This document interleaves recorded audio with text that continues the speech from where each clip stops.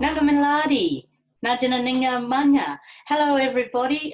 Welcome to the pre-launch of the book that Carla and I have written called Practical Reconciliation, Strengthening Relationships for All Australians in 7 Easy Steps. We're very excited about this book because it's the first one together, but also because of the subject matter. As many of you will know, Carla and I run Aboriginal cultural awareness training programs right across Australia through our business, Evolve Communities.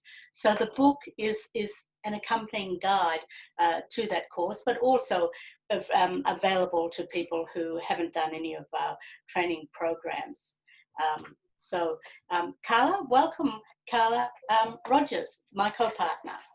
And hi everyone, I'm doing a bit of multitasking here, sort of running the technology as I do, and I'm going to, I can't lower my seat. So, but she really is that much taller than you. How did this all come about, Manya?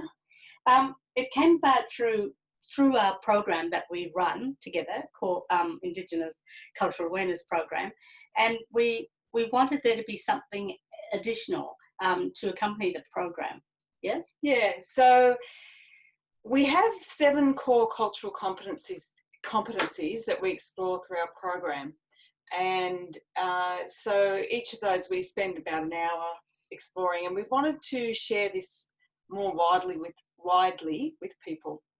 So if you think in Australia, 1 in 30 people are Aboriginal or Torres Strait Islander. So just imagine you're back at school, you're sitting in the classroom, and statistically there's probably likely not to be an Aboriginal person, but if there is, that's only 1 person in a class of 30. So it can't be up to that 1 person to make a difference, and just, you know, acknowledging what's happening in the States at the moment. You know, we want to be, or I want to be, and I imagine that those of you that have connected with us today want to be the 29 people that are doing something positive and constructive. But a lot of people come to us, Manya, don't they? They don't know what to do.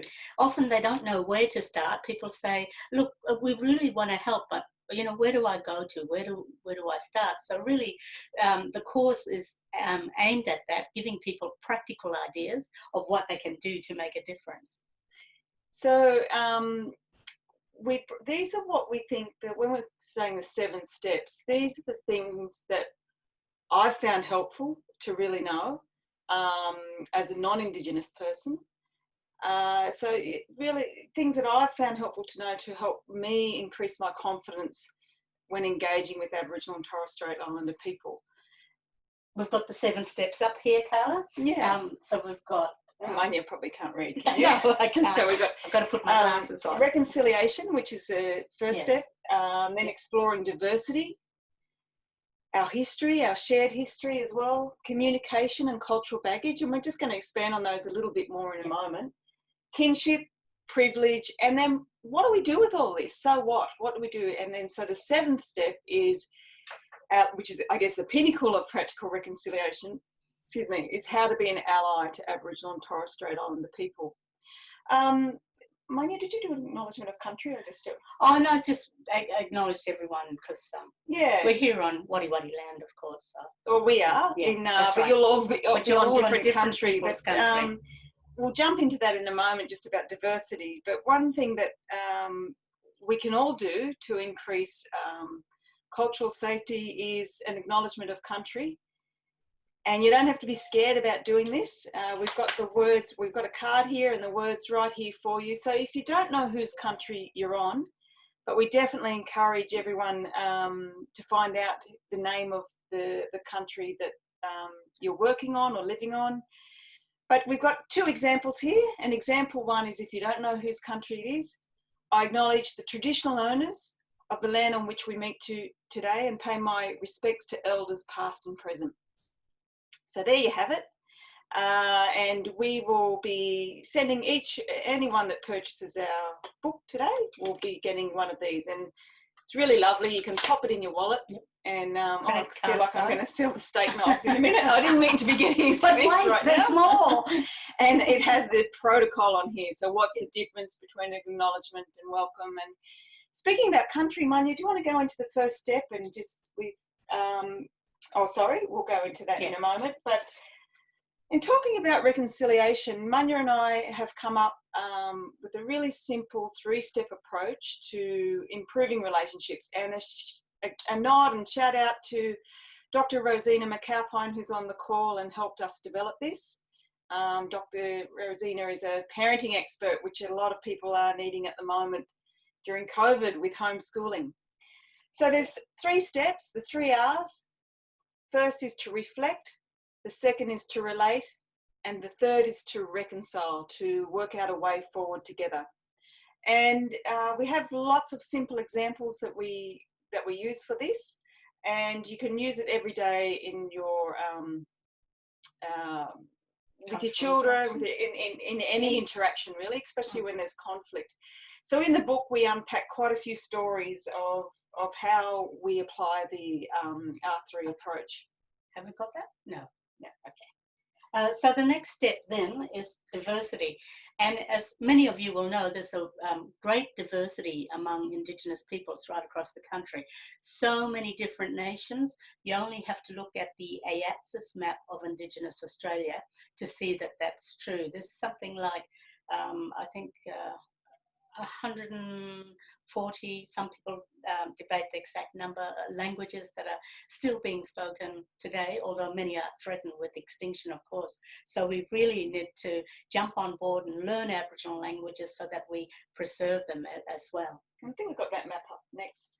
So oh yes, we have. A little bit hard for you to see there, but when we show the map to people, we ask, what are your first impressions when you see this map? And particularly if you haven't seen it before. And most people that haven't seen it before, they're just like, wow. I mean, look at the number of countries in the place that we now call Australia. And in the book, we go through a lot more about, what is the meaning of Australia and where that came from, and an Aboriginal word for Australia. Is Bandayan from the Kimberley, so we call Australia Bandayan.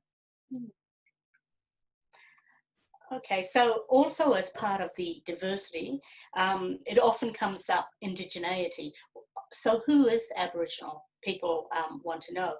And of course, our people have had to deal with this for a long time, all the time trying to educate people about our Aboriginality.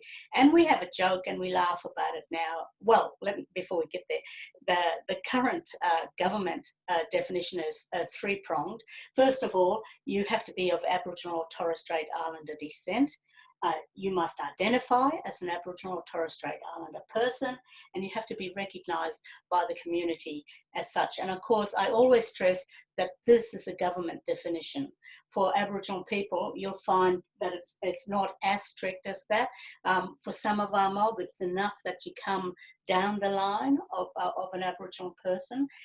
Anyway, we do joke about it and laugh about it, and when asked about our Aboriginality, because people want to emphasise the other parts that make some of us up. For instance, my family, one half of them are Scottish and the others Aboriginal. But for us, it's really important living in Australia to emphasise the Indigenous part. And so we have a little joke about it. A cup of tea is still a cup of tea, no matter how much milk is added. Aboriginality, and this is done by our fantastic graphic artist, Reese Paddock, and his take on Aboriginality, showing our wicked sense of humour as well. The next step, we look at our shared history, and I just realised that, sorry, we're a little bit in the dark here. One of our lights has just failed, and normally I'm on the technology. Oh, you're calling dark. Oh, there we go. From black comedy. Maybe that's appropriate. Yeah. So we look at our shared history, and if you were to think, Aboriginal Dreamtime goes back 100,000 years. More than that. But just let's say, humour me, Manya, and we'll go with the 100,000 years. So if you were to think of that as a centimetre for 10,000 years, so just say, I don't know, I don't have a, but just say that's 10 centimetres. Ah, that's the biggest 10 centimetres I've ever That's 10 centimetres. That's our dream time. And then have a guess to yourself now on this 10 centimetres, and I could have had a ruler, I'd be showing you one now. Where do you think our shared history of 230 years sits? Well, it's that small. I can't do it that small. It's 2.3 millimetres. That's our shared history. So we explore in the book, we have a look from an Aboriginal person's perspective. If you were to look back along that time of 100,000 years and our shared history, we look at all the events in the shared history.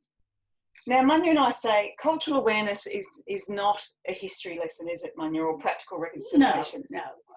I think we have to be a bit clear on that, yes. It's about the impact of that history, and that's what we explore. Mm-hmm. There was in 1987, the NAIDOC, the NAIDOC slogan was "White Australia has a Black history." Munya, do you just want to say something quickly about that? Oh, just that it was considered controversial at the time. A lot of people took offence to that, and we said, well, it depends how you read it. It can be read negatively, as in terms of all the massacres and atrocities that happened to Aboriginal people, or it can be read in a positive light, that in fact Australia isn't a white country, it wasn't a white country, and that there were black people living here before Gadia came, and we say, what's the harm in acknowledging that?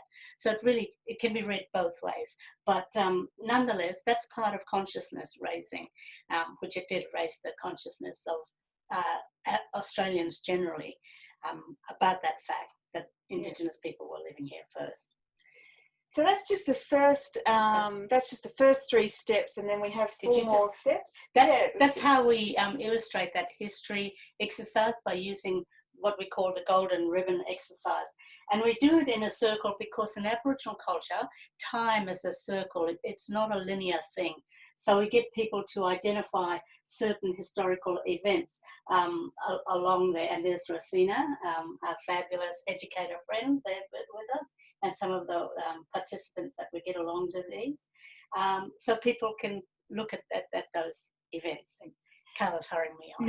So for the rest of the book, because I don't want you to miss out on the fabulous offer. So we look at communication, we look at what's in your cultural baggage. So we unpack your cultural baggage, which we all have. We look at kinship, and Munya goes into a fabulous system and looking at how we all belong to each other. We're connected. Everyone looks after each other in Aboriginal families.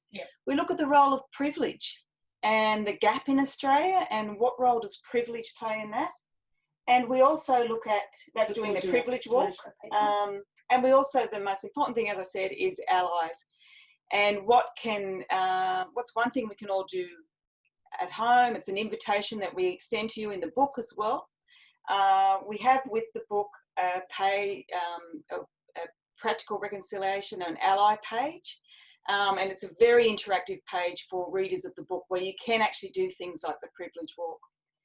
So if you do the course with us, you'll soon discover the book and the book, sorry, but also if you do the course, but certainly in the book, you will learn that there are no words for please or thank you in any Aboriginal language. There is in the Torres Strait, I forget the word for please, but the word for thank you, they say SO, big SO to everything. And so we want to say to you, big SO for joining us in the pre-launch of our new book, Practical Reconciliation. So, so if Munya drank, and if I drank champagne in the middle of the day, we would crack this, but I am absolutely terrified of corks, so, and I don't have anyone else here that can do it, so we'll pretend. It's symbolic. It's a symbol of celebration. The special offer is there is 20% off the book, but also for anyone that orders in the next 24 hours, there's a coupon code. We'll put it in Facebook, and also we'll send it out for those that are on the webinar. if you put in the coupon NRW for National Reconciliation Week, we'll not only give you one book, but we'll give you two. And that can be a book of your choice. It can be Munya's book from last year, Journey into Dreamtime, or it can also be our new book. So the book will actually be hitting our hands we hope, in about six weeks. Yeah, 5 to 6 weeks. It's off at the printers now. So thanks, Big Esso. Yeah, Big Esso for joining us, and we hope you'll find the book, Practical Reconciliation of Value, to you and your organisation, colleagues and friends. Big Esso. Thanks, everyone. Indigo Gona. Indigo Gona. Bye. Bye.